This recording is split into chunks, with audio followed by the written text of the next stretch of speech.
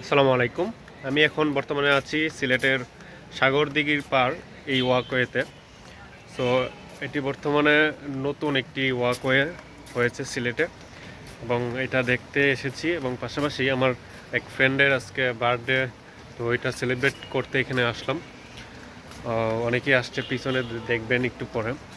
So আমি আসলে এখন এই জায়গাটা এক্সপ্লোর করব, আপনাদেরকে দেখাবো। এখানে এই ওয়াকওয়েটা এখনও কাজ সম্পন্ন হয় নাই, যদিও অর্ধেক হয়েছে। আশেপাশের পরিবেশটা আসলে এতটা ভালো না, এটা যেহেতু ড্রেনের পাশে হয়েছে। তবে পুরোপুরি কাজ শেষ হলে এটা অবশ্যই ভালো লাগবে আরও। সো এখন আমি যেই জায়গায় দাঁড়িয়ে আছি, এটা হচ্ছে এখান থেকে শুরু, ওই যে হ্যাঁ ওইদিকে হয়তো বা পরবর্তীতে হলেও হতে পারে।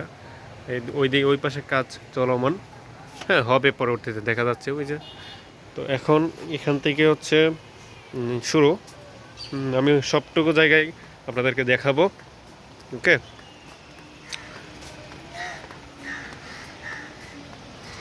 তো এই সবটুকু জায়গায় দেখাবো। সো দেখেন আপনারা, এটা ভালোই সুন্দর লাগতেছে। মামুন, কি অবস্থা? ভালো। কেমন লাগতেছে এই জায়গাটা? অনেক সুন্দর। হচ্ছে আমার এক ফ্রেন্ড। তো সামনে যাব। তো এটা হচ্ছে সাগরদিঘির পার। অনেক সময় খালি শুনতাম, বাট এই ফার্স্ট আসলাম এখানে, যদিও এর পাশে হেঁটে গিয়েছি অনেকবার।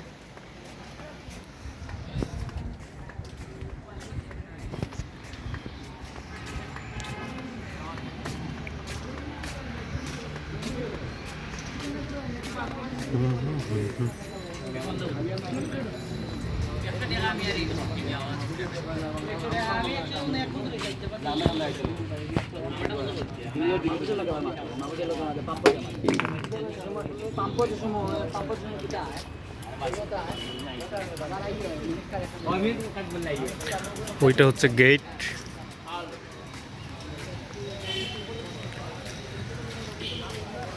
সো দেখতে পাচ্ছেন এখানে হাঁটার জায়গা আছে এবং এটা দেওয়াই ভালোই হয়েছে। আমরা সাধারণত জানি যে শহর অঞ্চলে মানুষের একটু ডায়াবেটিস প্রবলেমটা বেশি থাকে, যার কারণে এই ওয়াকওয়েতে তাদের জন্য অনেক ভালো হয়েছে, উপকারী হয়েছে।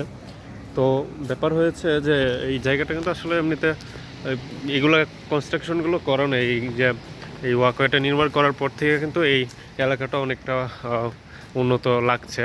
আমি এখানে যারা থাকে তাদের মুখ থেকে শুনেছি যে এইখানে নাকি আগে সন্ধ্যাবেলায় টুকটাক চিন্তাই হইতো, বাট এখন হ্যাঁ এরকমটা হওয়ায় আর এটার সম্ভাবনা কম। তো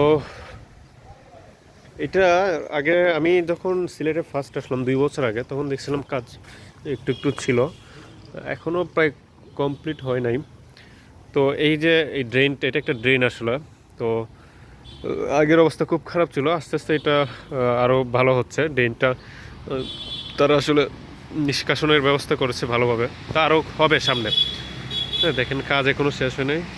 এই যে এখানে এগুলা প্লেন করবে।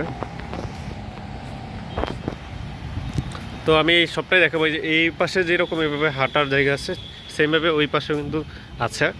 হ্যাঁ, আর ওই পিছনে কিন্তু, এটার পিছনে কিন্তু আবার করতেছে। তো আমার কাছে ভালোই লাগছে, এখানে এসে একটু সময় পার করতে পারবেন আপনারা। হ্যাঁ, তো আমি এই তো প্রায় শেষ মাথায় চলে আসলাম এই পাশে। হ্যাঁ, দেখা যাক সামনে আরেকটু জায়গা আছে। তো সামনে ওই যে টাওয়ারটা দেখা যাচ্ছে, এটার আরেকটু এদিকে এটা শেষ হবে। ঠিক আছে, তো আমি আর ভিডিও করলাম না। আমার ফ্রেন্ডের যেহেতু বার্থডে, ওখানে কেক কাটা হবে, তো একটু পরেই চলে যাব ওইখানে। সবাই আসতেছে। আচ্ছা আচ্ছা, এখানে আমি একটা ব্যাপার আপনাদের সাথে শেয়ার করি। যাদের ডায়াবেটিস প্রবলেম আছে তাদের ক্ষেত্রে 3টা জিনিস মাথায় রাখবেন। হ্যাঁ, 3D বলে অনেক সময়, যে 3D। প্রথম কথা হচ্ছে যে আপনারা প্রচুর করবেন, ওয়াকিং করবেন। হ্যাঁ, মানে কী বলো এটাকে, আমার সেই ডি দিয়ে একটা শব্দ, ওইটা ঠিক মনে আসতেছে না এই মুহূর্তে। প্রথম কথা হচ্ছে যে আপনি এমনভাবে হাঁটবেন প্রচুর, যাতে আপনার শরীর মানে একবারে ভিজে যায়, ঠিক আছে, ঘেমে। তো যেমন ধরেন যে আপনার যে শরীরের কাপড়টা থাকবে হাঁটার পরে, যাতে ওই কাপড় থেকে যখন মুচড়া দিবেন যাতে পানি বের হয়, এরকম এরকম হাঁটতে হবে আপনার, এরকম পরিশ্রম করতে হবে যাতে আপনার শরীর একবারে ঘেমে এবং যে কাপড়টা পরবেন ওইটা চিপি দিলে যাতে একটু পানি পড়ে, এরকমভাবে হাঁটতে হবে, ঠিক আছে। তারপর হচ্ছে আপনার যে ডায়েট, হ্যাঁ, আপনার যে মানে দ্বিতীয় যে সেকেন্ড যে ডি, প্রথম যে ডি দিয়ে একটা শব্দ ছিল ওইটা মনে নাই, তবে ওইটা এক্সপ্লেন করলাম। সেকেন্ড যে হচ্ছে কি ডি, এটা হচ্ছে ডায়েট। আপনারা যে খাবার দাবার ওইটা হচ্ছে গিয়ে বুঝে শুনে খেতে হবে আপনাদের, অবশ্যই ডায়েট মেনটেন করতে হবে, ব্যালেন্স। যেমন আপনারা মিষ্টি জাতীয় কিছু খেতে পারবেন না। তারপরে আরও ডাক্তাররা অনেক কিছু বলবে আপনাদেরকে যে যেগুলো ডায়াবেটিস বাড়ানোর ক্ষেত্রে আপনার আরও ক্ষতি করবে, যেটার কারণে ওই খাবার দাবার আপনার ঠিকমতো বুঝে শুনে খেতে হবে। তারপরে থার্ড যে ডি, ওইটা হচ্ছে যে, আচ্ছা আমি বলে রাখি, এখানে চলে আসলাম, ওই যে পিছনের এটা শেষ। আচ্ছা, থার্ড যে ডি ওইটা হচ্ছে ড্রাগ। আপনাদের নিয়মিত ড্রাগ মানে ওষুধ খেতে হবে। হ্যাঁ, ড্রাগ মানে কিন্তু আসলে ওষুধ। তো আপনাদের ওষুধগুলো নিয়মিত খেয়ে যেতে হবে।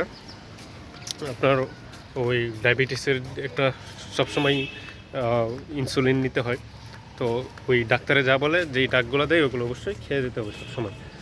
আচ্ছা, আর একটা ব্যাপার হচ্ছে, আপনারা যখন হাঁটবেন তখন পায়ে যাতে জুতা থাকে। অনেকে মনে করে যে পায়ে যাতে জুতা না থাকে, কিন্তু জুতা থাকতে হবে মাস্ট।